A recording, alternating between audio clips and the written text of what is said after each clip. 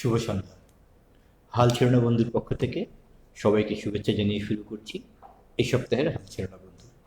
আর প্রতি সপ্তাহের মতোই আমার সঙ্গে আপনাদের প্রশ্নের সমাধানের একটা পথ দেওয়ার জন্য আছেন চন্দা মাহাজবিন।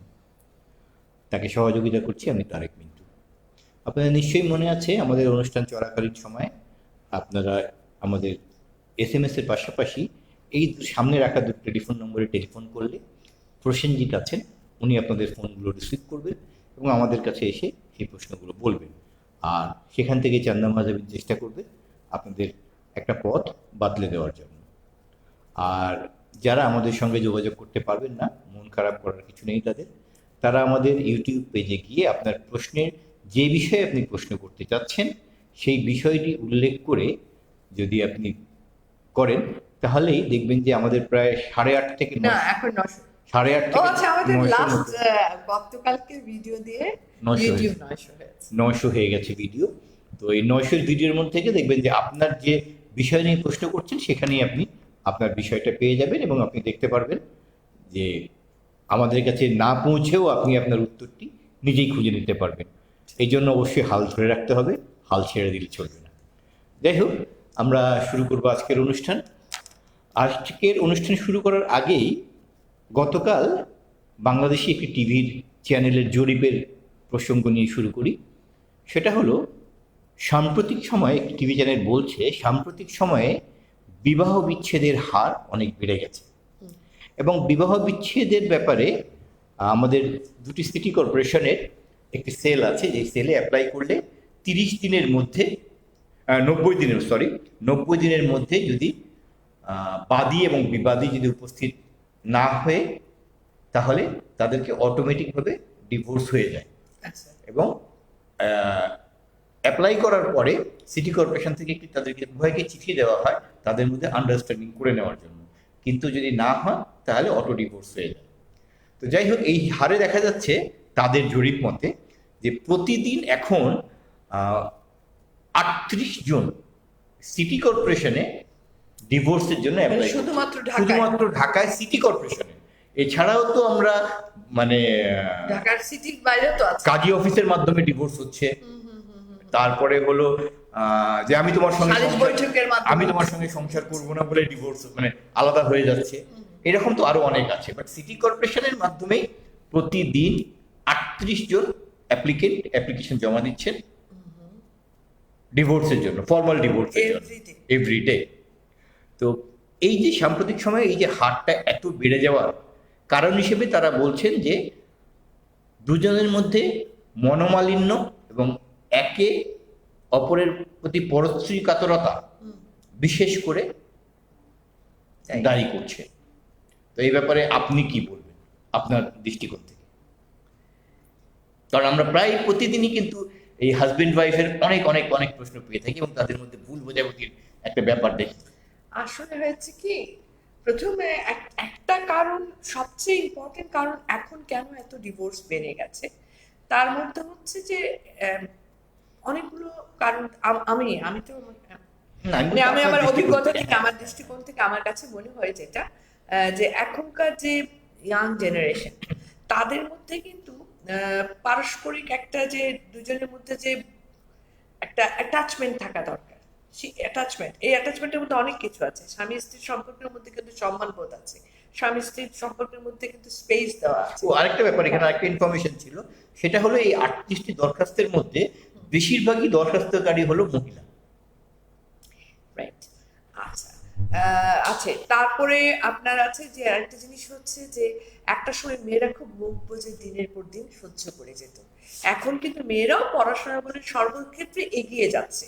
তো এখন দাঁতে দাঁত চেপে শ্বশুর বাড়ির অত্যাচার বলেন বা দাঁতে দাঁত চেপে অনেক কিছু, আগে যেরকম সমাজ কি বলবে বলে ভাবতো, তারপরে পিতামাতা ওইভাবে সাপোর্টিভ থাকতেন না। এখন কিন্তু মেয়েরা বিয়ের পরে যখন নিপীড়িত নির্যাতিত হচ্ছে বা যখন দেখা যাচ্ছে তাকে সেভাবে মূল্যায়ন করা হচ্ছে না এবং দেখা যাচ্ছে যে প্রত্যেকটা ক্ষেত্রে তাদের মধ্যে খটমট লেগে যাচ্ছে, তখন কিন্তু তারা স্বাধীন ডিসিশন নিয়ে নিচ্ছে। এখন আর ওই সমাজের ভয়ে কিন্তু অতটা পিছাচ্ছে না।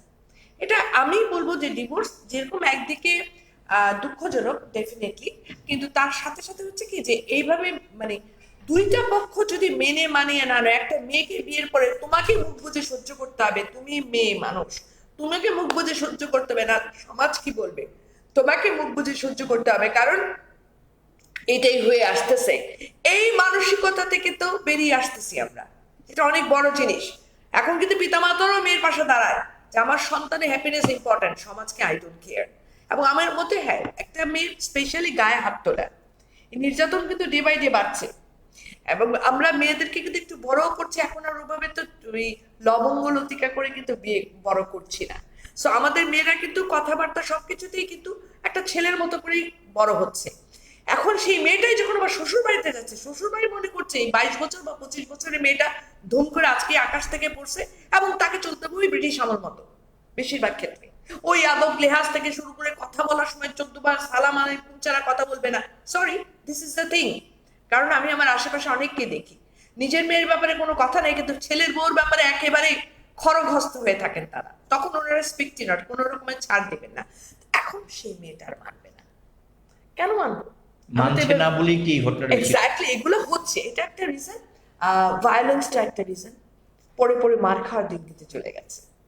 তবে আগেকার সময় মেয়েদের কিন্তু ওরকম স্কোপও ছিল না, লেখাপড়াও একটা অনেক বড় অন্তরায় ছিল। দেখা যেত ক্লাস 8, 9, 10 বিয়ে হয়ে যাচ্ছে। এখন একটা মেয়ে কিন্তু শিক্ষিত হয়ে আসতেছে, যেটা আমি সবসময় বলি। ফলে তার উপর অত্যাচার হতে গেলে সে আর মুখ বুঝে সহ্য করছে না।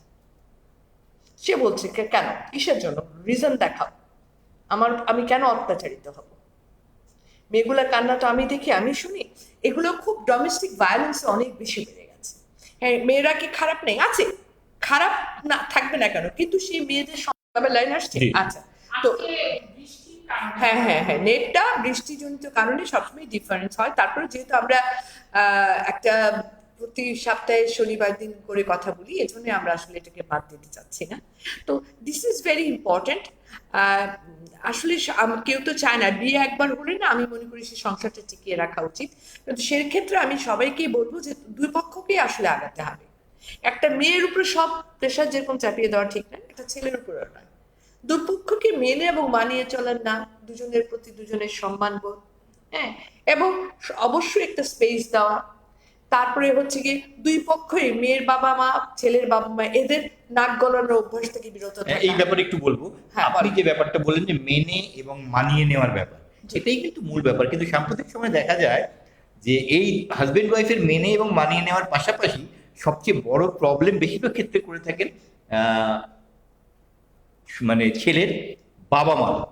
সেটা হলো ছেলের বাবা মার কোনো একটা মেয়ে, মানে বউ যদি প্রবলেম তৈরি করে, শ্বশুর শাশুড়ি, বিশেষ করে শাশুড়িরা মেয়ের বাবার বাড়িতে ফোন করে বলেন যে আপনি কি দেখেন আপনার মেয়ে কি এটা মেয়ে করেছে, দিলেন? হ্যাঁ, কি হ্যাঁ। মেয়ে দিলেন, এরকম মেয়েকে শেখাননি কিছু। এটা তো অনেকেই বলে থাকে। এবং মাঝে মধ্যে দেখা যায় যে এই স্ত্রীর কোনো প্রবলেমে স্বামীও তার শ্বশুর বাড়ি বা লোকজনকে ফোন করে বলে, অভিযোগ করে তৈরি করে থাকে। এটার কারণেও কিন্তু অনেক সময় দুজনের দূরত্বটা বেড়ে যায়। অবশ্যই, তো এই ব্যাপারে আপনি আমার কি বলবেন? আসলে মেয়ের বাবা মাকে কথা কথা ফোন করা, এটার উপরে কিন্তু শ্বশুর শাশুড়িদের ব্যাপারে আমার কিন্তু একটা ভিডিও গত 2 দিন আগেই গেছে। তবে হ্যাঁ, কিছু কিছু হাজবেন্ডও আছেন যারা এটা করে থাকে। একটু কিছু হলেই ওয়াইফের ব্যাপারে অনেক রকমের অভিযোগ মেয়ের বাপ মার কাছে করে। এইটা আসলে না, আমি মনে করি স্বামী স্ত্রীর সম্পর্ক হওয়া উচিত বন্ধু বাবাপন্ন। কিন্তু ছেলেটা যখনই কথায় কথায় শ্বশুর শাশুড়িকে ফোন করে বলছে আপনার মেয়ে এটা করছে ওইটা করছে, তাতে কিন্তু আস্তে আস্তে এদের ফাটল বাড়তে থাকে, দূরত্ব বাড়তে থাকে। হাজবেন্ড ওয়াইফকে বন্ধু ভাবাপন্ন হওয়া উচিত। কথায় কথায় আমি বলবো, তোমরা যারা শুনছো, তোমরা কিন্তু কথায় কথায় যেই স্বামীরা, এই অভিযোগটা অনেক বেশি আমি শুনি, অনেক মেয়ে আমার কাছে করে যে আমার হাজবেন্ড কথায় কথায় আমার মা বাবাকে ফোন করে। এটা করো না। কারণ মা বাবা কিন্তু যত বড়ই শক্তিশালী মা বাবাই হোক না কেন, 18 বছরের উপরে গেলে সন্তানকে জোর করে আর কিছু করানো যায় না। সো এই মা বাবাকে বললে কি হবে, ওনারা বলবেন আর সাথে সাথে মেয়ে সুরসুর করে চেঞ্জ হয়ে যাবে? নো, হওয়ার কথা না সাধারণত। এতে মা বাবা অসহায় ফিল করে, মেয়েটার মনেও রাগ আসতে থাকে। কারণ মনে রাখতে হবে, তোমার মা বাবা, হ্যাঁ আমি তুমি ছেলেটাদের বলছি, তোমাদের মা বাবাকে যদি কেউ বলতো তোমাদের যেরকম খারাপ লাগতো, ওরকম মেয়েটারও লাগে। তোমার কাছে মেয়েটা কিন্তু ধুম করে এসে গেছে, কিন্তু মা বাবা, ওর মা বাবা কিন্তু ওর কাছে, তোমার কাছে মেয়ের বাপ মা এই মনে হয়। ওর কাছে কিন্তু পিতা মাতা ছোট্টবেলা থেকে যাদেরকে গলায় জড়িয়ে ধরেছে বড় হয়েছে। তো এই জিনিসগুলো ভাবতে হবে। প্রতিটা হাজবেন্ডকে বলবো যে যদি তোমাদের দেখো যে ওয়াইফের সাথে সমস্যা হচ্ছে, ওর মা বাবাকে কল করতে যেও না। এটা কোনো এটা কোনো সলিউশন তো আনেই না, মধ্যে দিয়ে সমস্যা বাড়িয়ে দেয়। তার চেয়ে বরং ওয়াইফের সাথে বন্ধুত্বপূর্ণ মনোভাব করে বলতে পারো, চল না আমি না আমার না আমরা একটু বাইরে যাই, একটু কফি খাই, খেতে খেতে বলতে থাকো যে হ্যাঁ আমি জানি তুমি আসছো যে ফ্যামিলি থেকে, ওই ফ্যামিলিতে তুমি একভাবে বড় হয়েছো, আমাদের এখানে আসার পরে এটা মিলিয়ে নিতে যে মেনে মানিয়ে নেওয়ার ব্যাপারটা আছে, আমিও বুঝি, কিন্তু সহমর্মিতা দেখাও। ওয়াইফের সঙ্গে যখনই তুমি সহমর্মিতা দেখাবে, যখনই তার সাথে প্রাণ খুলে বন্ধুত্ব সুলভ আচরণ করে কথা বলবে, তখন কিন্তু মেয়েটাও অনেক কিছু মানিয়ে নেবে। আমি জানি মেয়েরা করতে পারে, কিন্তু আসলে হয় কি আমরা আজকাল মানসিকতা আমরা কেউ ধৈর্য দেখাতে চাই না। ধৈর্যটা দেখিয়ে যে একটু বুঝাবো না, আমাদের ওরা মাথার রক্ত চিং করে ছেড়ে দেয়। মেয়েটারও ছেড়ে, জামাইরও ছেড়ে, বউয়েরও ছেড়ে, এবং তারপরে ওই ছেড়াছেড়ি করতে করতে দৈনিক দৈনিক 38টায়, আবার ভবিষ্যতে হয়তো তাকে দৈনিক 50টায় চলে যাবে। যদি না এই তার ছেড়াছেড়ি বন্ধ না করো, এটা আবার দাঁতে দাঁত চেপে ওইভাবে পড়ে থেকে আবার যুদ্ধ করাটাও কিন্তু ঠিক না। স্বামী স্ত্রী সম্পর্কটা কিন্তু সুখী দাম্পত্য জীবন, এটার একটা ভিডিও আছে, আমি মনে করি ওটা যদি একটু তোমরা দেখো, একটু বুঝো, খুব সুন্দর একটা সম্পর্ক। স্বামী স্ত্রী সম্পর্ক বন্ধু সুলভ হলে সবচেয়ে ভালো হয়, এবং সম্মান বোধ, এগুলো সমস্ত পরে স্বামী স্ত্রী নিয়ে বেশ কিছু ভিডিও আছে। জাস্ট একটু যদি তোমরা এই প্রজন্মকে বলি একটু মনোযোগ দিয়ে দেখতে পারো। তবে হ্যাঁ, শুধু মেয়েদের কথা বলবো না, ছেলে মেয়ে হ্যাঁ, উভয়। আমি সেটাই আবার বলতে যাচ্ছিলাম হ্যাঁ। যে অনেক ক্ষেত্রে দেখা যাচ্ছে যে হয়তো সেটেল ম্যারেজ হয়েছে বা প্রেম করেও বিয়ে হয়েছে, হাজবেন্ড একটা রাত্রি করে বাড়ি ফিরছে, ওয়াইফ করে কি, ওয়াইফ তার নিজের বাবা মার কাছেই ফোন করে বলে যে দেখো তোমার জামাই রেগুলার দেরি করে বাড়ি ফিরে, এটা কতদিন মেনে নেওয়া যায়। এবং তখন তার মেয়ের বাবা মা আবার ছেলেকে বলে যে বাবা তুমি রেগুলার দেরি করে বাসায় ফিরছো, এটা তো আসলে ঠিক না। এই যে এইগুলা ছেলেও আবার মানে এখন হ্যাঁ, শ্বশুর বাড়িতে বলতে পারে না মেয়েরা, তার নিজের বাবার মাকে বলে, হ্যাঁ, বাবা মা। তার বাবা মা আবার জামাইকে বলে। এটাও তোমাদের মেয়েদেরকে বলবো, এই কাজটাও করো না। আসলে বাবা মাকে অভিযোগের বাক্স বানিও না। এটা নিয়ে আমি একটা ভিডিও দরকার হলে করবো। বাবা মাকে এটা একটু পয়েন্টে লিখে রাখেন, আমি এরকম একটা ভিডিও করবো যেটা তোমাদের দুপক্ষের জন্যই দরকার। কারণ তোমরা যখন ইয়েতে তোমার হাজবেন্ড দেরি করে আসছে বলে তোমার বাবা মাকে বলছো, ওনারা যখন বাবা বলে বলছেন, তোমার হাজবেন্ড তো সহজে নেওয়ার কথা না। 18 বছর বয়সের বড় উপরে হলে একটা কলেজ থেকে ইউনিভার্সিটি ঢুকে ছেলে মেয়ে বাপ মার কথা বেশি সবক নিতে চায় না, বলে থামো তো মা, বহুত বলছো, এখন একটু চুপ যাও, অফ যাও। তো সেখানে তোমার স্বামী তো জলজন্ত একটা যুবা পুরুষ, একটা 25, 26, 28, 29, 30 বছরের পুরুষ। তো তাকে যখন তোমার বাবা মা এটা বলতে আছে, তার কাছে আর তোমার তো বাবা মা, তার কাছে কিন্তু মাত্র বছর খানেক হলো বা 6 মাস হয়েছে, চেনেছে দুই ভদ্রলোক এবং ভদ্র মহিলা যাদের কন্যাকে সে বিয়ে করেছে। মুখ দিয়ে বাবা ডাকলে কিন্তু বাবা হয় না, এটা মনে রাখতে হবে। ওই বাবা বা মায়ের আগে কিন্তু একটা শ্বশুর শব্দ আছে, শ্বশুর বাবা, শ্বশুর মা, শাশুড়ি মা। তো এই জিনিসটা তোমাদের মাথায় রাখতে হবে। দুই পক্ষের জন্য আমি বলবো, তোমার বাবা মা কিন্তু ওর কাছে আপাত দৃষ্টিতে কিন্তু একটা ভদ্রলোক এবং ভদ্র মহিলা। তো ওইভাবে যদি তাদের কাছে ধুম করে তুমি যখন মনের কথা বলে হাজবেন্ডকে বিচারের ভার দিয়ে দিচ্ছ, ওনারা নিজেরাও জড়তা ফিল যেরকম করছেন, আবার ওনারা যখন জামাইকে এটা বলছেন, জামাই ওটা সহজ ভাবে নিচ্ছে না, এই তোমাদের সম্পর্কে আরো ফাটল বাড়ছে। স্বামী স্ত্রী সম্পর্ক সুন্দর হয় নিজেরা যদি সমাধানে আসা যায়। আর একজন চাচা চাচা চাচা চাচা করলে আরেকজন কত তাড়াতাড়ি তার উত্তর দিবা, সেটা না করি না, শুনো, ঠান্ডা থাকো একটু, তাতে দাঁত চেপে হলো, যে কোনো পক্ষের জন্য এটা প্রযোজ্য। দেখবে একটু সময় পরে যখন ঠান্ডা হচ্ছে, তখন ছোট ছোট করে উত্তর দেওয়া যেতেই পারে, যুক্তিসহ কথা বলতে পারো। কিন্তু আমরা কি করি, আমরা কে কি বলছে আমরা শুনতে চাই না, আমরা বলতে চাই। প্লিজ একটু শোনার চেষ্টা করবা, শোনার চেষ্টা, বলার জন্য সারাদিন আছে, বলতে বলতে না ক্যানভাসারও অনেক কথা বলে, রাস্তাঘাটে ক্যানভাসার দেখে অনেক কথা, কিন্তু ইট ডাজন্ট ম্যাটার, বলাটা ইম্পর্টেন্ট না। শুনতে পারলে যতক্ষণ শুনবা শুনবা শুনবা, এই আস্তে আস্তে কিন্তু থিতায় যাচ্ছে একজন, হ্যাঁ থিতায় যাচ্ছে যখন, তখন আস্তে আস্তে তখনই না বলে একটু পরে বলো। স্বামী বা স্ত্রী কেউ তো বাড়িঘর ছেড়ে পালিয়ে যাচ্ছে না, কিন্তু সাথে সাথেই যুদ্ধংদেহী মনোভাব হয়। আর স্বামী স্ত্রীর মধ্যে ও আমাকে শোনাইলো আমি তাকে শোনাবো, এই মানসিকতা রাখো না, এটা সবচেয়ে ভুল মানসিকতা।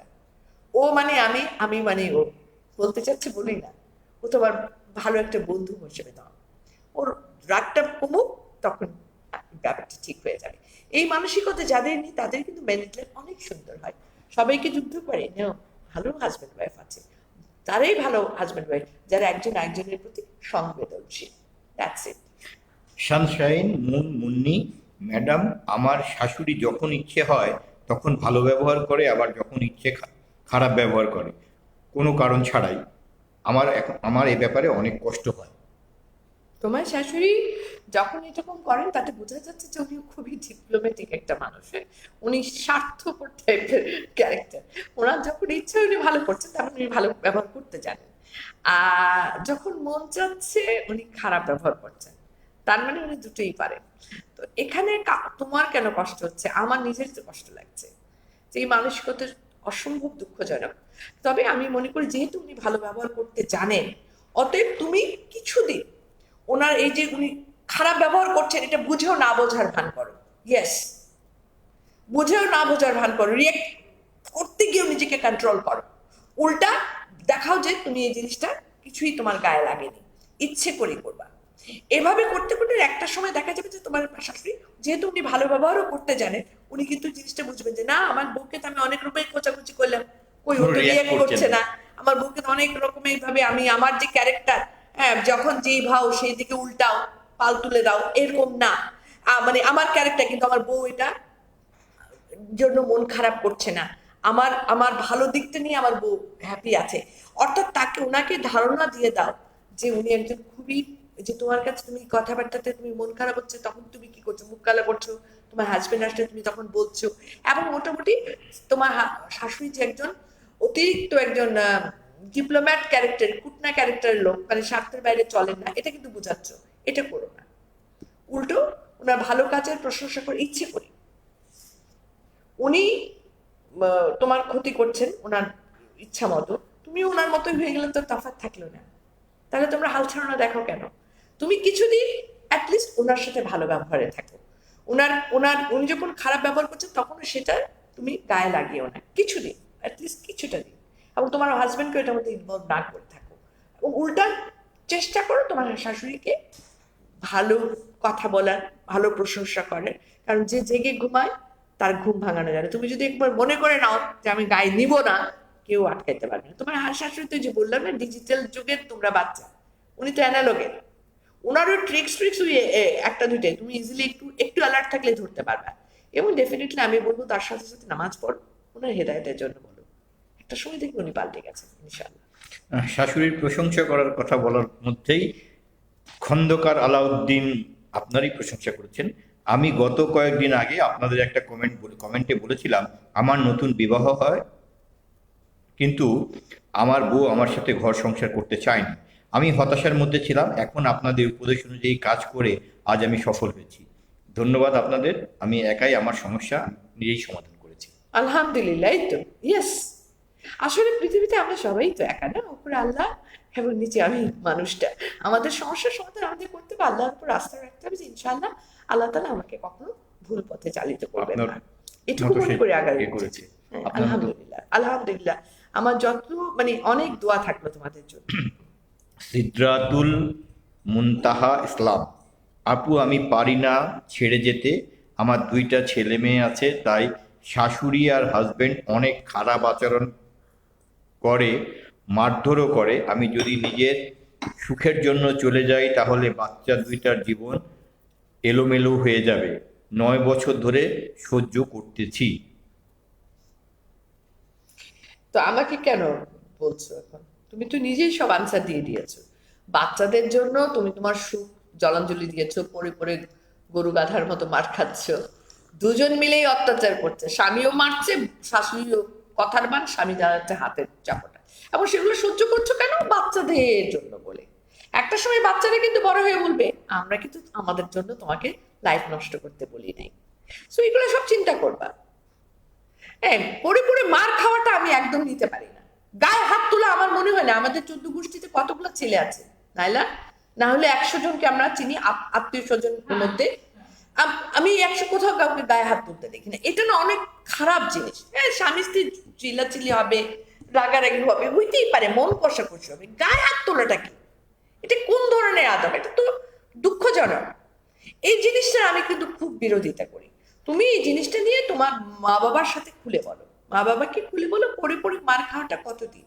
অ্যাটলিস্ট তোমার হাজবেন্ডকে নিয়ে বসো, দুটো বাচ্চা আছে সেটা মানলাম, তাহলে যখন দুটো বাচ্চা আছে, বাচ্চাদের কথা চিন্তা করে আমাদের সবাই তাহলে মারই খাবো? আমার আর কোনো মানে আমার জীবনটা কি মার খাওয়ার জন্য? সংসারটা কার? স্বামী স্ত্রী দুজনার। গায়ে হাত তোলার কথা কোনোভাবেই আমি এটা সাপোর্ট করি না, প্রশ্নই আসে না সাপোর্ট করার আসলে। সো আমি বলবো তোমার মা বাবাকে খুলে বলো, তার কথাবার্তা বলো, অ্যাটলিস্ট তোমার হাজবেন্ডকে বুঝিয়ে বলো। তার যদি তারও তো তোমার বিরুদ্ধে অভিযোগ থাকতে হবে, সেও তারগুলো খুলে বলো। বাট এটা একটা সলিউশনে আসো প্লিজ। ইয়েস।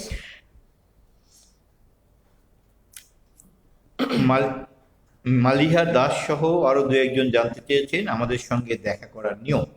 আপনারা যারা চান্দা মাহজাবিনীর সঙ্গে ফোনে কথা বলতে চান, তারা সরকারি ছুটির দিন ব্যতীত সকাল 11টা থেকে, সকাল না, দুপুর 11টা থেকে বিকেল 5টার মধ্যে যদি এই নাম্বারে ফোন করেন এবং চান্দা মাহজাবিন যদি ফ্রি থাকেন, তাহলে তিনি অবশ্যই আপনাদের সঙ্গে ফোনে কথা বলবেন। দেখাবো।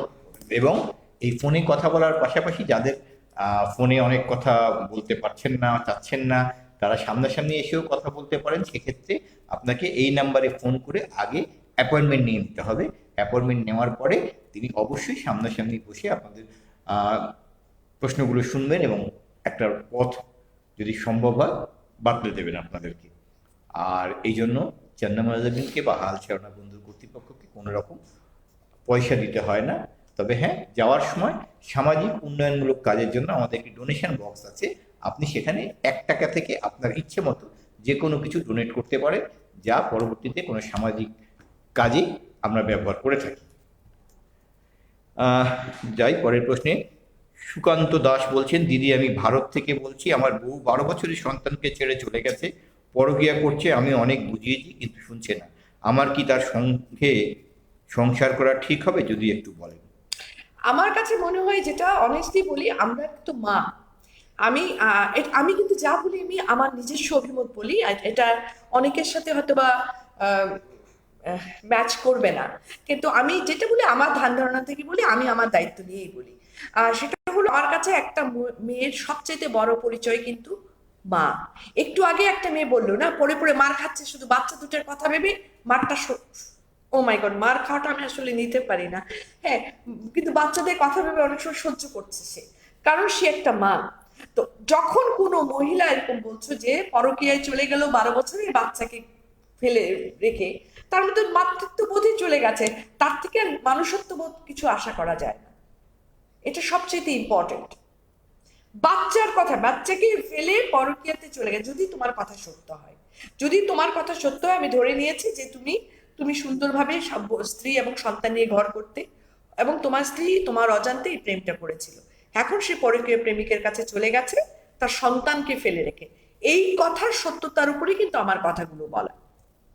তাই যদি হয়, তাহলে আমি বলবো তোমার সন্তানকে মানুষ করা এখন সবচাইতে জরুরি, সবচাইতে জরুরি। কারণ তোমার স্ত্রী আর যাই হোক, ওর বিবেক বুদ্ধি এখন কাজ করছে না, আদৌ ভবিষ্যতেও করবে কিনা আমি জানি না। তবে আমার কথা হচ্ছে, সবচেয়ে জরুরি যে কাজটা এখন, সন্তানকে গড়ে তোলো, এবং সন্তানকে গড়ে তোলো এবং তার পাশাপাশি তুমি নিজেও সময় দাও বাচ্চাকে। আর ভবিষ্যতে তুমি আর বিয়ে করবে কি করবে না, সময়ের হাতে ছেড়ে দাও, বাট এই মুহূর্তে না। বাচ্চাটার বয়স 12 বছর, তো এই 12 বছরের বাচ্চা এমনি বয়সের একটা সমস্যায় শুরু হবে, কিন্তু এই বাচ্চাটাকে অনেক বেশি কষ্ট দেবে। এখনই তুমি যদি বিয়ে করে ফেলো, তখন ওর কাছে মনে ও মাও চলে গেছে, মা চলে যাওয়া কিন্তু অনেক বেশি কষ্টের। স্পেশালি আমরা কিন্তু ওই যে বললাম, মাকে ঘিরেই সন্তানদের স্বপ্ন থাকে, তাই না? দেখবে যে তুমি বাবার পরকীয়া গুলো অহরহ শোনা যায়, মায়েরটা কিন্তু খুবই রেয়ার কেস, মায়েরটা নেওয়া যায় না, মাকে আমরা অন্য জায়গায় বসাই। তো সেক্ষেত্রে বাচ্চাটা এমনি অনেক কষ্টে আছে। চেষ্টা করো সম্পূর্ণ অচেনা কোনো জায়গায় যদি গিয়ে থাকতে পারো, মানে তোমার যদি বদলির চাকরি হয়, এরকম যদি হয়, মানে চেনা পরিচিত আত্মীয় স্বজন থেকে একটু দূরে থাকাটাই ভালো, কারণ ওনারা বেশিরভাগই ছোট বাচ্চা থেকেই কোচাইতে পছন্দ করবেন, কথা শোনাতে পছন্দ করবেন। তো ওই ক্ষেত্রে আমি বলবো যে বাচ্চা যদি সম্ভব হয়, সবসময় সম্ভব নাও হতে পারে, আর যদি না হয় তাহলে বাচ্চাটাকে এমন একটা স্কুলে দেবে যেখানে একটু বেশি সময় সে কাজ করতে পারে। প্রয়োজনে যদি পুরনো স্কুল তার ঘটনাগুলো জেনে থাকে, তাহলে প্রয়োজন হলে তাকে নতুন একটা স্কুলে দাও। 12 বছরের বাচ্চা, বিশাল বড় কোনো স্কুল চেঞ্জ ইজিলি করা যায়, এবং তার সাথে সাথে তুমি ওকে সময় দাও। অ্যাটলিস্ট ওর টিন এজটা পর্যন্ত, অর্থাৎ বছর 3-4 যাক, অ্যাটলিস্ট ক্লাস 10 থেকে এসএসসি পরীক্ষাটা দেয়। তোমার জীবনে তুমি যদি আবার নতুন করে সংসারও করতে চাও একটু পরে, অ্যাটলিস্ট বাচ্চাটাকে কলেজের দ্বার প্রান্তে নিয়ে যাও, সেটা বলবে সবচেয়ে বিচক্ষণ কাজ। অনেক আত্মীয় স্বজন অনেক কথা বলবে, কিন্তু মনে রেখো এই আত্মীয় স্বজনের কথাই নিচে তোমার সন্তানের চোখের পানির কারণ হলো না। বেশিরভাগ ক্ষেত্রে কিন্তু সেটাই হয়। প্লিজ। অবন্তী সরকার স্নেহা বলছেন, আমার শাশুড়ি ননদ, যে ছেলে টাকা আছে সে ছেলের বউয়ের সব দোষ মাফ, আর আমার স্বামীর টাকা কম বলে সকল অন্যায় আমার, আর আমার জীবন যতটুকু নরক করা যায় উনি করেছেন। ওনার একটু সাহায্যের জন্য আমি আমার একটা সন্তান হারিয়েছি। উনি সারাক্ষণ আমার সামনে জালের পক্ষে কথা বলেন, আমার পড়াশোনা বন্ধ করে দিতে চায় অন্য বউয়ের কথায়। খোদার কসম তারপরও আমি ওনার সাথে কোনো খারাপ ব্যবহার করিনি। কষ্ট হলে জামাইকে বললে বলে মায়ের বিচার করা যায় না, কিন্তু একটা মা আমার জীবন নরক করে দিতে পারে, আমি কি করব, কি করা উচিত, আর সহ্য হয় না। দয়া করে নাম মেনশন করবেন না, শ্বশুরবাড়ির কেউ দেখলে সমস্যা হবে। আসলে আপনি মানে আমরা তো নামটা প্রথমেই বলে দিই, প্রশ্নটা পরে পড়ি। আহ, আচ্ছা, যাই যাই হোক, আমরা দুঃখিত হ্যাঁ, নামটা হ্যাঁ। মেনশন করে ফেলেছি এই জন্য। তা আমার কথা হচ্ছে, হ্যাঁ হ্যাঁ, তোমার আসলে যেটা করতে হবে কি জানো, মা তো মাই। হ্যাঁ, আমরা বলি কুপুত্র যদ্যপি হয়, কুমাতা কদ্যপি নয়। এটা কিন্তু একটা কথা আছে। তো মা এরকম কেন করছেন, কি জন্য করছেন, টাকার প্রতি ওনার এতটাই অ্যাট্রাকশন, উনি হয়তো বা, এটা সাধারণত মাদের হয় না, তারপরেও যদি হয়েও থাকে, উনি এরকম করছেন বলে তোমরাও ওনার সঙ্গে, মানে উনি খারাপ ব্যবহার করছে অর্থাৎ তোমরাও খারাপ ব্যবহার করো, ওটাও তো ঠিক না, তাই না? তার চেয়ে বরং আমি বলবো যে তোমরা কি একই বাড়িতে থাকো, এক বাড়িতে যদি থাকো তাহলে যেভাবেই হোক তুমি তোমার পড়াশোনা কমপ্লিট করে একটা চাকরি দিয়ে তোমরা দুজন মিলে আলাদা সংসার শুরু করো, সেখানে ডাল ভাত খাওয়া হোক, বাট তোমাদের নিজস্ব জীবন হোক। উনি ওনার বড় ছেলে যেহেতু ভালো রোজগার পাতি করছে, ওখানে থেকে হ্যাপি থাকুক। আর এক বাড়িতে যদি নাই থাকো, তাহলে যদি উনি বারবার এসে এসে এগুলো বলে থাকে, তাহলে ওনার একটু একটু সময় একটু তোমাদের শুনতে হবে, এবং অবশ্যই ওনার হেদায়তের জন্য বলতে হবে। এর বাইরে আসলে কোনো এগুলো না হয় কি, এটা ওনার মন মানসিকতার ব্যাপার। এবং একজন অ্যাডাল্ট মানুষ, প্রাপ্তবয়স্ক মানুষের মানসিকতা যদি থাকে টাকার প্রতি, সেটা কিন্তু বলে কয়ে তাকে ফেরানো যায় না, বলে কয়ে ফেরানো যায় না। তবে প্রত্যেকেই তার কর্মফল ভোগ করতে হয়, এটাই হচ্ছে সবচেয়ে বড় কথা। So you have to wait for that. But স্বামীর সাথে তোমার যে বন্ডেজ, এটা নষ্ট করো না। মাকে কিছু বলিও না, কারণ আসলে উনি টাকার প্রতি অ্যাট্রাক্টেড। তোমরা এখন ঝুট করে তো আলাদনের প্রদীপ দিয়ে এত এত টাকার মালিক হতে পারবে না, তাহলে ও মাকে কি বলবে, কি কথা শোনাবে? তো দরকার নাই, সময় হাতে ছেড়ে দাও। তো দরকারই নেই, সাবজেক্টটাই তুলবা না। তার চেয়ে বরং তুমি পড়াশোনাটা শেষ করে কত তাড়াতাড়ি একটু ফিনান্সিয়ালি, যেহেতু অর্থের ব্যাপারটা এখানে জড়িত, ফিনান্সিয়ালি সলভেন্সির দিকে আরো এগোতে পারো, সেই চেষ্টা করো, দাঁতে দাঁত চেপে করো। All the best. জাহান সাথী, আমার শাশুড়ি প্ল্যান করে আমাদের ডিভোর্সটা আমি কি করালো। আজকে বউ শাশুড়ি ইয়েতে যাচ্ছি, তাহলে ভাই আমি তো বলে ভুল করে ফেললাম। হ্যাঁ, আমাকে তারা অনেক ইনসাল্ট, অনেক সালিশ করে দেন, সে তার ছেলেকে বিয়ে করায়। আমার বড় আমার বড় একা, আচ্ছা, মানে ডিভোর্স হয়ে অল গেছে। টাইম ব্ল্যাকমেল, আমার বড় একা, জানি না আচ্ছা, বাংলিশ তো। হ্যাঁ, বাংলিশ না? হ্যাঁ, তারপরে আমি অনেক অসহায় ফিল করছি, অনেক ডিপ্রেশনে আছি এই অবস্থায়। হ্যাঁ, এখন তো ওর তো ডিভোর্স হয়ে গেছে, ডিভোর্স হয়ে গেছে, সে এখন একা আছে, হ্যাঁ। এবং তার খুব অসহায় এবং লাগছে। এটা নাকি শাশুড়ি করিয়েছে বলে তিনি অভিযোগ করছেন। তোমার শাশুড়ি করেছে? তোমার স্বামী কি, ওর বয়স কত, 12 বছর? না, আরো না, আরো কম না? এইটা কি বলো, শুধু শাশুড়ির দোষ দাও? তোমার হাজবেন্ড একদম একেবারে এত ধোয়া তুলসী পাতা। ও যদি একটা প্রাপ্তবয়স্ক পুরুষ, ও যদি বিয়ে না করতে চায়, জোর করে করানো যায়? সো এই জিনিসগুলো একজনে বলতে পারো যে তোমার স্বামী ভাগ্য ঠিক ছিল না, তোমার শ্বশুর বাড়ির স্বামী সংক্রান্ত সাইডটা ভালো ছিল না, ঠিক আছে, আপদ বিদায় হয়ে গেছে, এইভাবে ভাবো, নিজেকে নিয়ে এগোতে থাকো। যতটুকুই পড়াশোনা করেছো তা দিয়ে কি করা যায় সেটা চিন্তা করো। আপাতত এই জিনিসগুলো যত ভাববে, ততই কিন্তু তোমার মনটা আরো খারাপ হবে। তুমি একটা জিনিস মনে রেখো যে ওনারা যাই করেছেন, তোমার প্রতি যে অন্যায়টুকুই করেছেন, প্রত্যেকেই প্রত্যেকটা অন্যায়ের জন্য, বলে না যে কর্মফল কখনো ঠিকানা, আমি এটা বিশ্বাস করি। আমি নিজের চোখে দেখছি, বেঁচে থাকলে আরো দেখবো।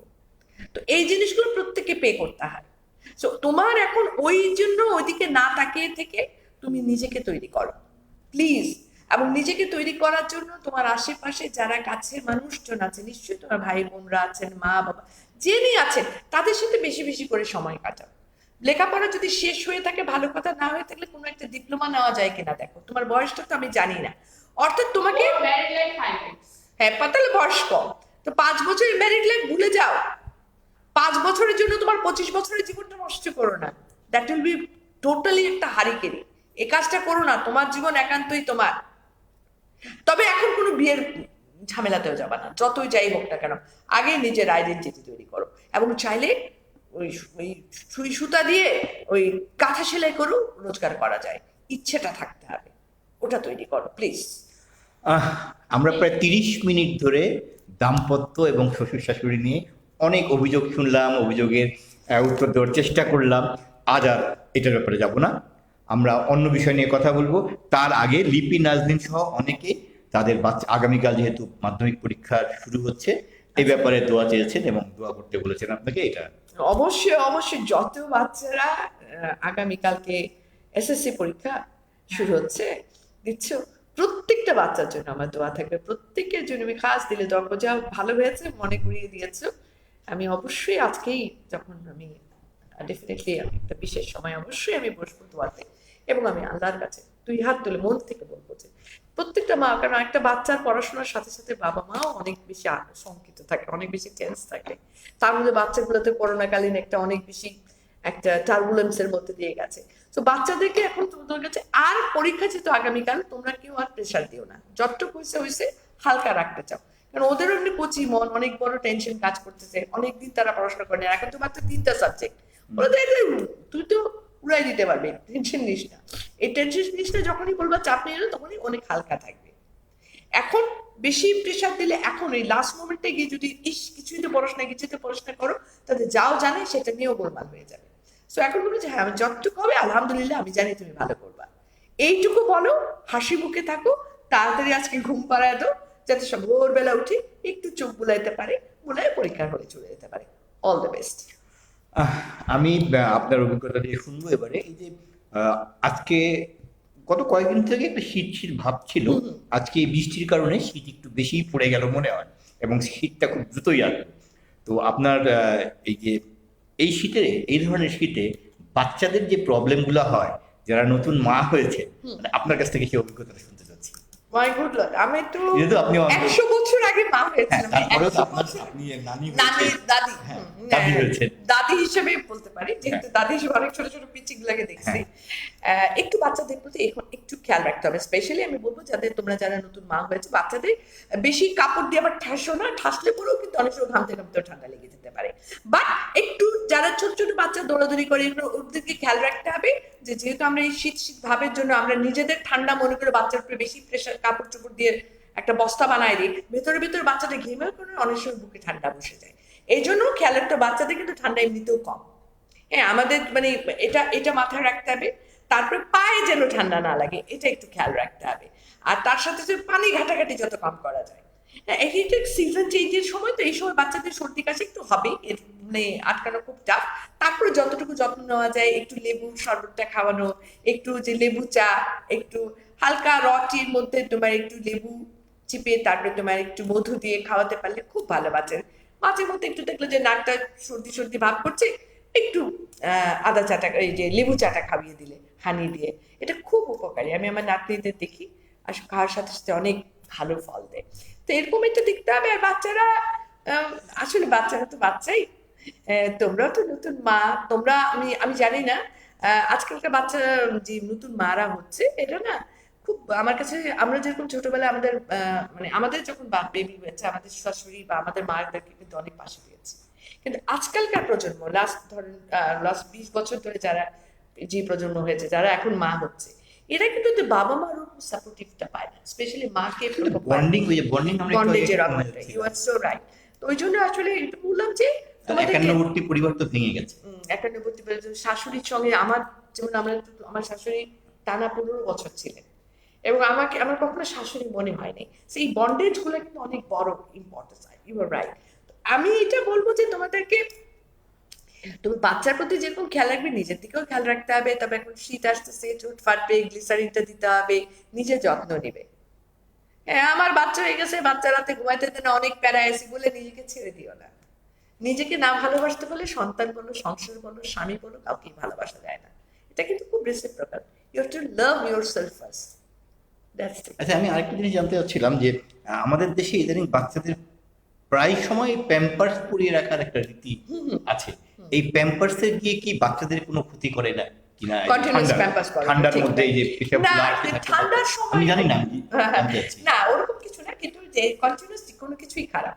বাচ্চার গায়ে রেশ হয়ে যায়, তারপর কন্টিনিউয়াস পড়তে পড়তে বাচ্চাটাও একটা মানে কি হাঁসফাঁস অবস্থায় চলে যায়। তারপর অনেক সময় হয় কি প্যাম্পাস করি, হ্যাঁ পটি ট্রেনিং করা যায় না। তারপর ধরো একটা বয়সের পরে আমি মনে করি বাচ্চাকে আস্তে আস্তে পটি ট্রেনিং আসতে হবে, যে ও পি পেলে বলতে পারে, কিন্তু প্যাম্পার্স পরা থাকলে পি পেলে তোর বলার দরকার হচ্ছে না। সো আমি মনে করি যে বেবির বয়স 1 বছরের আগের থেকে 10 মাস 11 মাস মানে যখন থেকে সে হাঁটতে শিখলো তখন থেকে আস্তে আস্তে ওকে পটি ট্রেনিং এ অভ্যস্ত করতে হবে, একটু কষ্ট হলেও করতে হবে, এভাবে সে অভ্যস্ত হয়ে যাবে।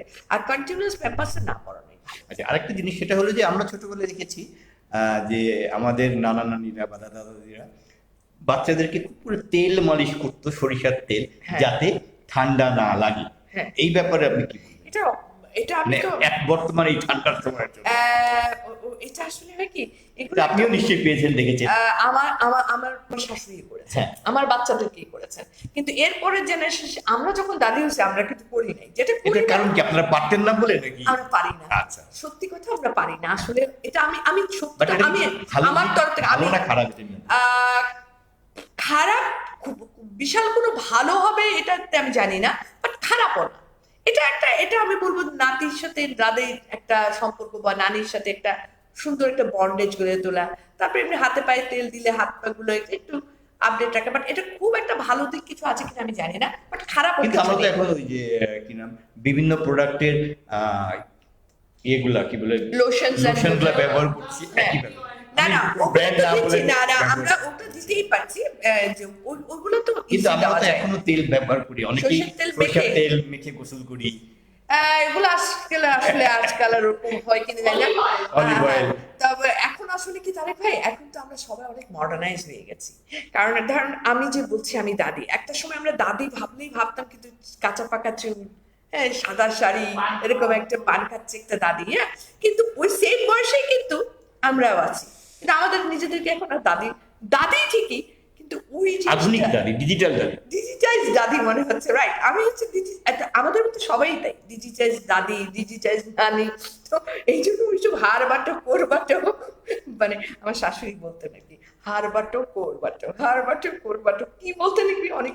তো ওইসব জিনিসগুলো আসলে আমরা পারি না। ওইটা পারি না তাতে কি আছে, আমরা যখন বাচ্চাকে নিয়ে আমাদের নাতি নাতনিকে নিয়ে ফেসবুকিং করি, নেটফ্লিক্স দেখি, সেটাও তো অনেক হাইফাই এক্সাম। সো আসলে প্রযুক্তির সাথে সাথে সবকিছুই তো চেঞ্জ হচ্ছে, কিছু কিছু তো চেঞ্জ আসবেই। সার্জিনা হোসেন বলছেন যে প্রত্যেক শনিবার উনি অপেক্ষায় থাকেন আপনাদের অনুষ্ঠানে। আচ্ছা, থ্যাংক ইউ সার্জিনা, তোমার নামটা খুব সুন্দর, খুব আনকমন, সার্জিনা। আমি জানি না এই নামের অর্থ কি, বাট নামটা খুব সুন্দর না? সার্জিনা শুনেছি আমি, আমি শুনিনি আর কখনো। মর্জিনা জানতাম, সার্জিনা জানতাম না। সঞ্জানা চলে, কিন্তু Sarjina is a very uncommon name. যে দিয়েছে ইউ শুড ফিল গুড, আমি থ্যাঙ্কস বলে দিও তাকে, তোমার আব্বু হোক আম্মি হোক, যে খুবই দারুণ একটা নাম, ভেরি আনকমন ওয়ান। ইয়েস, কোন আচ্ছা, প্রশ্ন আমরা আছে? না প্রশ্ন নেই, আমরা একটু আগে একান্নবর্তী পরিবার নিয়ে কথা বলছিলাম। হ্যাঁ, নাহলে আমার প্রশ্ন পেলে বলো। আমরা শ্বশুর শাশুড়ি আর যাবো না। আমরা শ্বশুর শাশুড়িতে আজকের মতো অফ রাখছি, মিস করেছে। আচ্ছা, আরেকটা শ্বশুর শাশুড়ির কথা, আচ্ছা বলো শ্বশুর শাশুড়ি। অর্পিতা দাশগুপ্তা বলছে, বিয়ের পর বাবার বাড়ি যাওয়া নিয়ে নানান কথা হয়, একদিনের জায়গায় দুদিন থাকে, মানুষের মাথা খারাপ হয়ে যায়। শ্বশুর বাড়ি আসলে ওরে বাবা এতদিন থাকলে আমরা তো বছরে একবারও যেতে পারি না। কমন সংলাপ। হ্যাঁ, শাশুড়ি, হ্যাঁ হ্যাঁ, এই কথার বিপরীতে কি বলা? কিছুই বলা উচিত না, চুপ থাকলেই সবচেয়ে ভালো। আসলে কি জানো অর্পিতা, কিছু জিনিস আছে, এই যে তোমার শাশুড়ি বলছেন ও বাবা, ওনারা ভুলে যান আমাদের মেয়েদের শত্রু আমরা মেয়েরাই কিন্তু। হ্যাঁ, শ্বশুর বাড়িতে তুমি দেখবা, শ্বশুর বাড়িতে একটা মেয়ে যখন যায় সর্বাগ্যে কিন্তু তার ঝামেলাগুলো হয় যাদের সাথে, তারা কিন্তু কে, তারা হচ্ছেন শাশুড়ি, উনি একজন মেয়ে, ননদ, তারপর ননাস, ওনারাও কিন্তু মেয়ে, এরাই কিন্তু সবার আগে ঝাঁপায়া পড়ে। তো এইটাই খুব দুঃখজনক।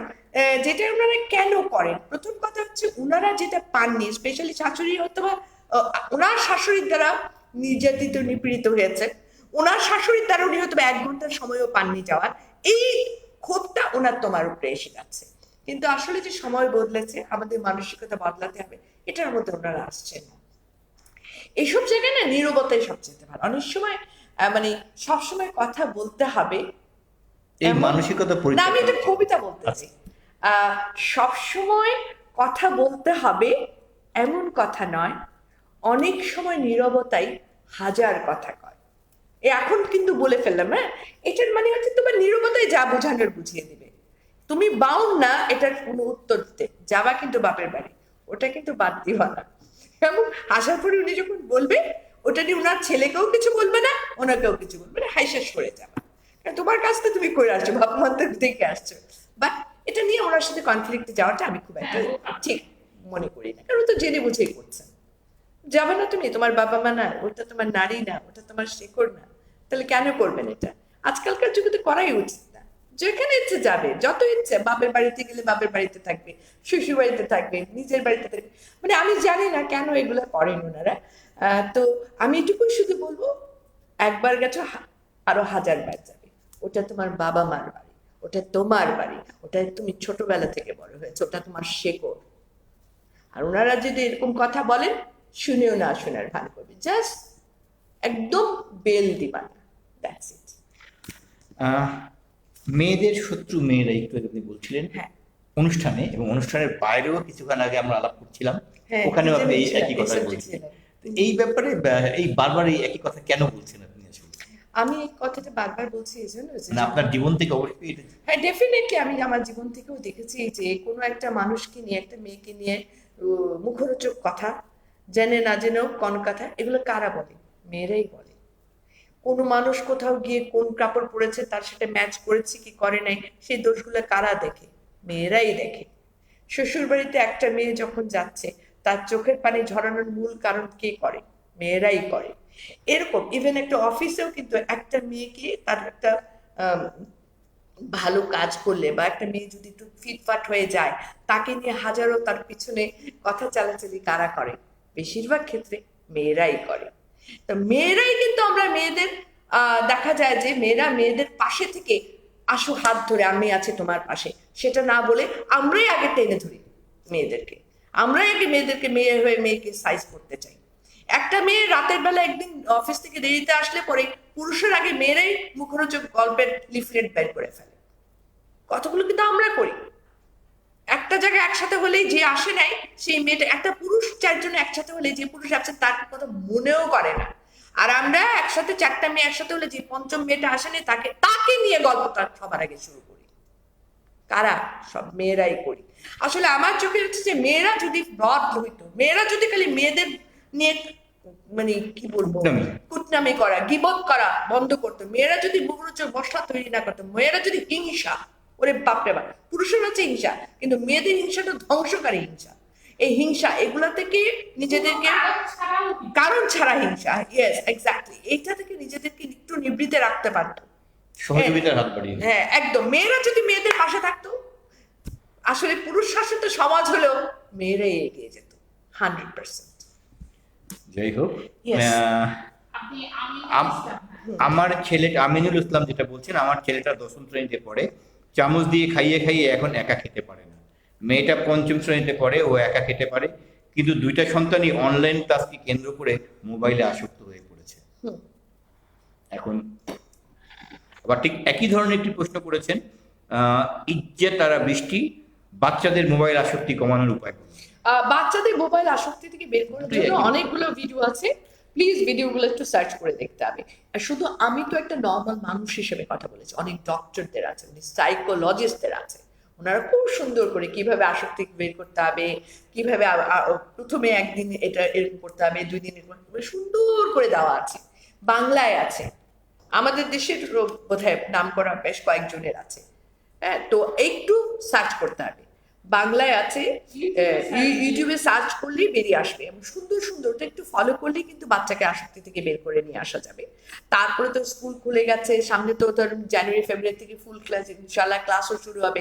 তখন আর ওই ক্লাস 5-এর বাচ্চা বা 10-এর বাচ্চা অত মোবাইল দেখতে পারবে না, হোপফুলি। হ্যাঁ, টাইম পাবে, কোথায় ক্লাস করে, কোচিং ক্লাস করে, তারপরে বাসায় এসে হোমওয়ার্ক করে, তারপরে খাওয়া দাওয়া করে না, এতটা পাবে না। আর তার পাশাপাশি যেটা করতে হবে, আমি যেটা বলবো, যে বাচ্চাদের কোনো শখ থাকলে সেটাকে এখন প্রেফারেন্স দিতে হবে। যেমন ছেলেকে মোবাইল থেকে, ছেলের যেহেতু মোবাইল থাকলে, ছেলে যদি বলে যে না তার শখ হচ্ছে ভবিষ্যতে সে একটা গিটার বাজাতে চায়, এখন থেকে একটা গিটার বাজাক না বাসায়, তাহলে গিটারের দিকে সে কিন্তু নজর। ছবি আঁকতে পছন্দ করে, একটু তেল, কয়েকটা রং আর একটা ইজেল কিনে দাও, ও ছবি আঁকতে থাকো। অর্থাৎ ওর শখটাকে প্রাধান্য দিতে হবে, ইনস্টিড অফ এই নেশা থেকে বের করার জন্য শখটাকে তুলে ধরতে হবে। যখনই আমরা শখকে প্রাধান্য দিতে পারবো, অটোমেটিকলি নেশা থেকে সে বেরিয়ে আসবে, এটুকু আমি বিশ্বাস করি। এটা মাথায় রেখে, আর প্লাস ইউটিউব সার্চ করে ভিডিওগুলো দেখলে এটা থেকে বেরিয়ে আসা যাবে ইনশাআল্লাহ। হ্যাঁ হ্যাঁ, আমরা আমার মনে হয় এই মুহূর্তে আর নতুন কোনো প্রশ্ন নেই। না থাকুন, বলুন, অসুবিধা নেই, সময় আছে তো। না না না, আমি অন্য সাবজেক্টে যাচ্ছি। ও, তারেক ভাই অন্য সাবজেক্ট শুনলে আমার তো ভয় লাগে, না না না, মানে এই যে আসলে সাবজেক্টটা নেই। আমরা এই শ্বশুর শাশুড়ি নিয়ে বিরক্ত পর্যায়ে না, আমি বিরক্ত, অসুবিধা নেই। আচ্ছা বলো। না, আমি শুনতে চাই, কারণ আমি নিজেও একজন শাশুড়ি, আমার 2টা ছেলের বউ আছে, সো আমি তোমাদের জন্য খুব ফিল করি। আমি চাই, আমাকে অনেক আগে একবার কি জানি বলছিল যে নিজের শাশুড়ি হলে বুঝবেন। তো আমার তো বড় ছেলের বউ কত বছর হলো, 15 বছর হয়ে গেল নাকি, 2007, তার মানে এখন প্রায় 15। হ্যাঁ, প্রায় 15। আর মেজো ছেলের বউ প্রায় 5 বছর। তো এদের কোনো সমস্যা হয় নাই। তো এই জন্যই আমি বলতে চাচ্ছি যে আমার থেকে শাশুড়িদের শেখা উচিত, একটা শাশুড়ি কেমন হওয়া উচিত। এবং তোমাদের জন্য, তোমরা মেয়েরা প্রত্যেকের ঘরে ঘরে গিয়ে তো আমি শাশুড়ি হয়ে যেতে পারছি না, কিন্তু আমার সমস্ত দোয়া তোমাদের জন্য আছে, এবং আমি চেষ্টা করছি তোমাদেরকে যতটুকু পারি চেঞ্জ করে। তোমাদের শাশুড়িদের তো পাবো না, তবে হ্যাঁ, আমার ভিডিওগুলো যারা দেখছো সেখানে অনেক ননদ থাকো, যারা তোমাদের মাকে দেখাতে পারো। তোমাদের মা, কারণ তোমার ভাইয়ের বউর জন্য যাতে ঝামেলা না হয়, সেটার জন্য তোমাদের মাকে, তোমাদের মারা যদি, এখন সবাই তো গ্যাজেটে অভ্যস্ত না, যদি গ্যাজেট থেকে দূরেও থাকে, তোমরা একটু ভিডিওটা দেখাও, এটা ভালো কাজ। বিশ্বাস করো, এই বউ শাশুড়ি কনফ্লিক্ট গুলো না থাকবে, 100% তো আমরা বের করে নিয়ে আসতে পারবো না, কিন্তু অ্যাটলিস্ট চোখের পানি ঝরানো, এটা বড় দুঃখজনক। এবার মেয়েদেরকেও আমি বলবো যে একটা শাশুড়িকে সম্মান করতে হবে, কতটুকু সম্মান কর, এগুলো দিয়েও বউ, ছেলের বউ এবং শ্বশুর বাড়ি, এরকম অনেকগুলো ভিডিও আছে, সেগুলো একটু দেখো। বউ শাশুড়ি নিয়ে অনেক ভিডিও আছে আমার, একটু দেখো, অনেকটাই গাইডলাইন পাবে ইনশাআল্লাহ। ইয়েস নাইলা। সুদীপ্তা মুখার্জি বলছেন সেলফ রেসপেক্ট বোধ সন্তানের মধ্যে কিভাবে গড়ে তোলা যায়। সুন্দর প্রশ্ন। আমি বোধ করি আমার সেটা নেই। আমি শাশুড়ির কুট কথা শুনতে শুনতে হাসতে ভুলে গেছি। ও লাস্টে উই সি শুরু করেছেন অন্য সাবজেক্ট দিয়ে, না, তারপর সে তো হ্যাঁ হ্যাঁ, আসলে সেলফ রেসপেক্ট, গুড কথা শুনতে শুনতে হাসতে ভুলে গেছো, তার সাথে সেলফ রেসপেক্টটাকে তুমি মিলিয়েছো, এই জন্য যে তোমার সেলফ রেসপেক্ট থাকলে একটু কথা শুনতাম। কিন্তু আসলে সবসময় তো সেলফ রেসপেক্টটা ব্যাপার না, ব্যাপারটা হচ্ছে আর্থিক ব্যাপারটা, তোমার পায়ের নিচের মাটি কতটা শক্ত, পুরো আশেপাশে পারিপার্শ্বিকতা, সবকিছু মিলানো থাকে।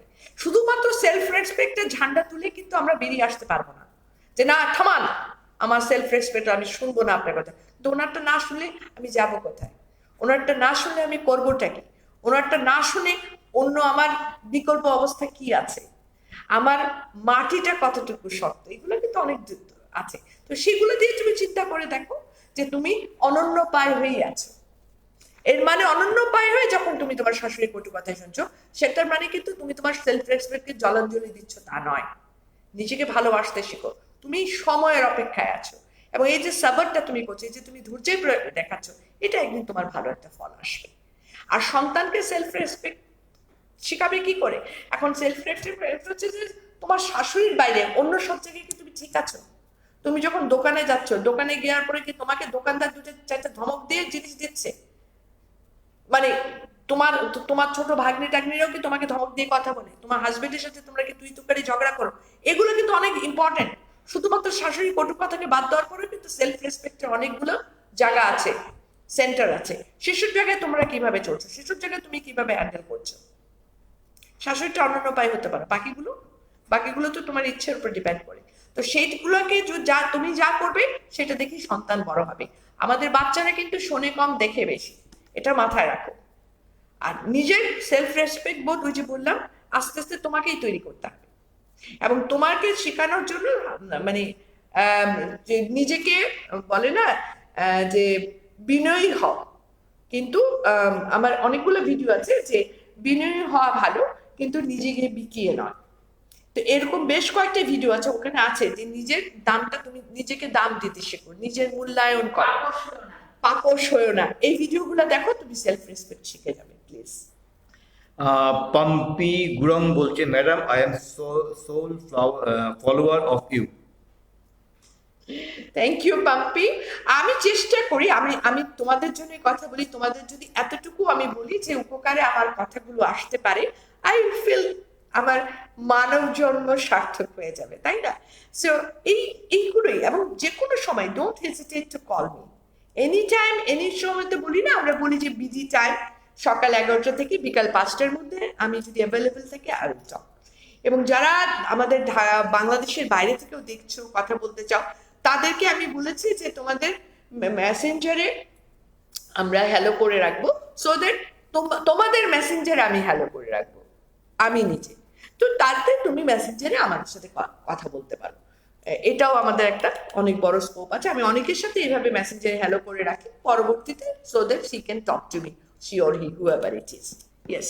জি, আমি আমাদের আজকে প্রশ্ন কম, এই জন্য আমরা শেষ পর্যায়ে একটা বড় ব্যাপার নিয়ে আপনার সঙ্গে আলাপ করবো। তার আগে সঞ্জুর একটা লেখা পড়বো। আপু, আপনার হাসিটা অনেক সুন্দর। আমার অনেক ভালো লাগে যখন আপনি হাসি মুখে কথা বলেন, ও আমিও হাসি মুখে কথা বলতে ভালোবাসি। আপনার কথাগুলো শুনে মুগ্ধ হই। যখন কিছু ভালো লাগে না, হতাশ লাগে, তখন আপনার ভিডিও সার্চ করে দেখি, অটোমেটিক মন ভালো হয়ে যায়, সামনে এগিয়ে যাওয়ার জন্য সাহস পাই। আপনার জন্য অনেক অনেক দোয়া রইল। আল্লাহ যেন আপনাকে অনেক দিন বাঁচিয়ে রাখে আর সব সময় ভালো রাখে। সঞ্জু, আমি তো আবেগ আপ্লুত হয়ে গেছি, বুঝছো? এত সুন্দর করে তুমি গুছিয়ে লিখেছো Sanju, it's so sweet of you. And আমি বিশ্বাস করি যে তোমার ভেতরে যে বোধটা আছে, এই বোধটাই তোমাকে একটা সফল মানুষ হিসেবে, প্রকৃত মানুষ হিসেবে এগিয়ে নিয়ে যাবে ইনশাআল্লাহ। আর বাকিটুকু ভালোবাসা তো আমার থাকবেই। জি, এবারে আমরা শেষ করব। শেষ করার আগে আমরা একটা বিরাট ব্যাপার নিয়ে কথা বলবো আপনার সঙ্গে। সেটা হলো, আপনি একটু আগে শাশুড়িরা কেমন হওয়া উচিত বলেছেন। আমি এই ব্যাপারটাতেই আপনাকে আজকের অনুষ্ঠানের শেষ বক্তব্যের জন্য বলবো যে আপনার দৃষ্টিতে শাশুড়িরা কেমন হলে একটা বউ শাশুড়ি সম্পর্ক ভালো থাকতে পারে, Oh my একটা God. ফ্যামিলি ভালো থাকতে পারে, এটা দিয়ে শেষ করবো আজকে আপনার কথা। হ্যাঁ, কারণ আজকে আমাদের সাবজেক্টেই চলে গেছে, হয়তো 90% এই সাবজেক্টের উপরে এসেছে। এবং আপনি একটু আগে বলছিলেন যে বউ শাশুড়ি সম্পর্ক নিয়ে একটু কথাও বলছিলেন কিছুটা। হ্যাঁ, আসলে তো সম্পর্কটা তো ভালো হওয়ার জন্য টু ওয়ে ট্রাফিক। হ্যাঁ তারেক ভাই, এটা তো শুধু শাশুড়ি ভালো হলে হবে না, বউটাকেও ভালো হতে হয়। বাট আমার কথা হচ্ছে, যেহেতু আমরা শাশুড়ি, আমরা হচ্ছে মুরব্বী, আমরা আগে আগাবো, প্রথম পদক্ষেপ আমাদের হবে। এবং আমি যেটা বিশ্বাস করি, আমি যা বলি তা নিজে করি, যে একটা শাশুড়ি যখন মানে ছেলের বউর প্রতি সহমর্মিতার মনোভাব নিয়ে, যে একটা মেয়ে হঠাৎ করে এসে বসেছে, এই মেয়েটার প্রতি আমি সেই ভালোবাসাটা নিয়ে এগোবো, যেটা আমি আমার মেয়ের প্রতি না, মেয়ে আর ছেলে বউ কিন্তু আমি এক করি না, আমি নিজেরটা দিয়ে বলি। মেয়ে মেয়ের জায়গায়, ছেলে বউ ছেলের বউর জায়গায়। বাট ছেলে বউকে আমি একটা মানুষ হিসাবে ফিল করি, যে আমাকে শাশুড়িকে ফিল করতে হবে যে বাচ্চাটাকে তো সব ছেড়ে চলে আসছে, এসে শিকড়টা এখানে কাটছে, তার কিন্তু এত বছরের নিয়ম নীতি সবকিছুর বাইরে আসছে। এই সহমর্মিতাটা খুব দরকার। এই ফিলটা নিয়ে যখন শাশুড়ি একবার দুপা করে এগোতে থাকবে, আমি আমার মেয়ের কোনো অনেক ভুলই ওভারলুক করতে পারি। ছেলের উপর প্রতিপদে আমি ম্যাগনিফাইং গ্লাস নিয়ে বসে থাকলে তো হবে না। তো এখানে তখন আমি বলবো যে আমি যদি আমার মেয়ের ব্যাপারে ওভারলুক করতে পারি, তাহলে ছেলের বউর ব্যাপারে ওভারলুক করতে পারবো না কেন? এই মানসিকতা আমার শাশুড়ি থাকতে হবে, এবং তার সাথে সাথে স্পেস দিতে হবে। শাশুড়ি যদি সারাক্ষণ ফুলা কি করলো, ফোলার বউ কি করলো, কি দিয়ে ভাত খাইলো, কিছু দিয়ে মাখাইলো, কোন কাপড় পরে বাইরে গেল, এগুলো করতে থাকে, তাহলে কোনোদিনই শাশুড়ির মানে ছেলের বউর সাথে তার সম্পর্ক ভালো হবে না। আর একটা শাশুড়িকে সবসময় মনে রাখতে হবে, ছেলে যতদিন ছিল ছিল, এখন আর সেই ছেলের ঘরে কিন্তু একটা বউ আসছে। তো ছেলে আর ছেলের বউর যে পৃথিবী, এই পৃথিবীতে শাশুড়ি না ঢোকাই ভালো। কিন্তু বেশিরভাগ ক্ষেত্রে আমরা মনে করি যে যেহেতু ছেলেরা এমনিতে একটু কথায় কথায় মা এই জামা পাই না, মা আমার মোজা কই, মা তোমাকে না বলছিলাম আমার জন্য এই খাবার রেডি রাখবা, এই আদুলে আদুলে ছেলে না ওই 18 বছরও যা করতো 28-এ গিয়েও তাই করতো। এখন হচ্ছে কি হুট করে যখন 29-এ সে বউ নিয়ে আসলো, তখনই কিন্তু শাশুড়ির সাথে এই শুরু হলো। কারণ এখন আর ছেলে কথা কথা মা আমার করে না, কথা কথা কথা কিন্তু বই সব বুঝাই দিচ্ছে বা বউর সাথে একটা রিলেশন হয়ে যাচ্ছে। আগে শাশুড়ি হয়তো বা দেখা গেছে যে ছেলে অফিস থেকে রাত্রে 9টার সময় আসছে, জায়গায় 10টায় আসছে, শাশুড়ি বসে আছে, মা বসে আছে, বাবা তুই আসলে খাবো। আর এখন দেখা যাচ্ছে মা 9টার মতো বসে আছে, ছেলে ঢুকে বলতেছে তুমি খাও না কেন, আমরা তো বাইরে থেকে খেয়ে আসছি। এই কিন্তু বিভেদ গুলো হতে থাকে। তো এগুলোকে ওভারলুক করতে হবে, শাশুড়িকে বুঝতে হবে যে আমার ছেলে বড় হয়েছে, তার দুনিয়া এখন বউ নিয়ে, তারা স্বামী স্ত্রী ভালো থাকলে আমি ভালো। সর্বোপর কথা পরামর্শ চাই। ডেফিনেটলি আমার কাছে পরামর্শ চাইলে আমি দিব। আমি সবসময় থাকবো, জানবে যে ছেলে এবং ছেলে বউ দুজনেই জানবে আমাদের মা আছেন আমাদের পাশে, দ্যাটস ইট। বাট সমস্ত জায়গায় স্পেস দিতে হবে। আর সবচেয়ে বড় কথা প্রতিটি শাশুড়ি যেটা, আমি কিন্তু আবারও বলি, আমি যা নিজে করি আমি তাই বলে থাকি, যে আমি আমার ছেলেকে অনেক ভালোবাসি, আমি আমার ছেলেদের অনেক ভালোবাসি। তো আমার ছেলে সুখটা আমার কাছে ইম্পর্টেন্ট থাকবে। তো ছেলের সঙ্গে আমি যখনই ছেলের বউর সাথে যুদ্ধে যাব, এটার পরিণতি আমার ছেলের সুখ কখনো থাকবে না। আমার ছেলের জীবনটার মধ্যে অশান্তি নিয়ে আসবো। আমি যদি রিয়েলি আমার ছেলেকে ভালোবাসি, তাহলে আমি কি চাইবো? আমি আমার ছেলের বউ থেকে একটা সুন্দর ভালো আছে ভালো চাই, তুমিও ভালো থাকো আমিও ভালো থাকি, এই মানসিকতায় যাব। যখনই যাব তখনই আর ছেলের বউ মুখ কালো করে তোমার মা আজকে এটা বলছিল, তোমার মাত্র বলছিল বলবে না। তাতে আমার ছেলেটা কি হবে? আমার ছেলেটা মানসিক শান্তিতে থাকবে। আলহামদুলিল্লাহ, একটা মা হিসেবে এটাই আমার দরকার। আমি এই মানসিকতা মনে করি প্রত্যেকটা শাশুড়ি হওয়া উচিত। আছে শেষ করবেন? শেষ? হ্যাঁ। আচ্ছা, আমি ডেফিনেটলি আমার বিশ্বাস তোমরা যারা হাল ছাড়া দেখো, তোমরা যখন শাশুড়ি হবে তোমরা আমার মতোই হবে ইনশাআল্লাহ। আজ আর নয়, সবাই ভালো থাকবেন, সুন্দর থাকবেন, সুস্থ থাকবেন। আর একটা কথাই, সব সমস্যার সমাধান আমাদের দ্বারা করার মতো সম্ভব নয়। তাই কিছু কিছু সমস্যার সমাধান আমরা সম্পূর্ণভাবে আল্লাহর উপর ছেড়ে দেবো। বাকিটুকুর জন্য আল্লাহ ভরসা, আমি আপনি আমরা সবাই খুঁজে নেব সেই সমস্যার সমাধান। শুধু হাল ছেড়ো না বন্ধু।